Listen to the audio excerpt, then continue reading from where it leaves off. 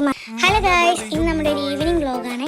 ഞാൻ എൻ്റെ ഉണ്ണനോട് പറഞ്ഞു നമുക്കൊന്ന് മൺറാട് പള്ളി വരെ പോയല്ലോ. അപ്പോൾ എൻ്റെ കെട്ടിയവൻ പറയുന്ന ഒരു ഇൻകോളാൻ പറഞ്ഞ് പോകുന്ന രംഗമായിട്ടോ നിങ്ങൾ ഈ കാണുന്നത്. ഈ കാണുന്ന നമ്മുടെ 220 kV സബ് സ്റ്റേഷനാണ്. ഇതിൻ്റെ അടുത്തായിട്ടോ നമ്മളുടെ വീട്. പിന്നെ നമ്മളതേ ഇത് കളത്തിക്കടവ് പാലമാണ്. ഈ പാലത്തിനടുത്ത് വൈകുന്നേരങ്ങളിലൊക്കെ വന്നിരിക്കാൻ നല്ല രസവുമാണ്, നല്ല കാറ്റുമാണ്. അങ്ങനെ ഇരിക്കുകയാണ്.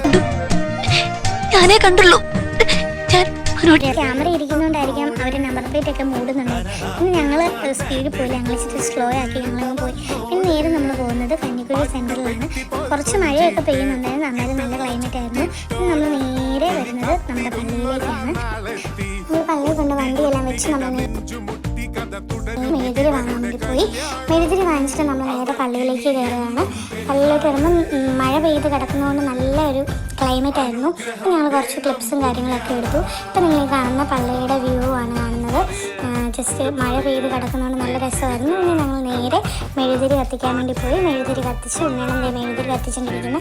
അത് കഴിയുമ്പോഴത്തേക്ക് പിന്നെ ഞാനും കുറച്ച് മെഴുതിരി എടുത്ത് കത്തിച്ച് നമ്മൾ മാതാവിനോട് കാര്യങ്ങളെല്ലാം, നമ്മുടെ പ്രശ്നങ്ങളെല്ലാം കാര്യങ്ങളും എല്ലാം പറഞ്ഞ് ഞാൻ നേരെ കൽക്കുരിശിലേക്ക് പോയി. കൽക്കുരിശിനവിടെ ഞാൻ ഒരു റൗണ്ട് വലത്ത് വെച്ച് കഴിഞ്ഞിട്ട് നമ്മൾ നേരെ പള്ളിയുടെ ഒരു ജസ്റ്റ് വ്യൂ ആണ് നമ്മൾ കാണിക്കുന്നത്.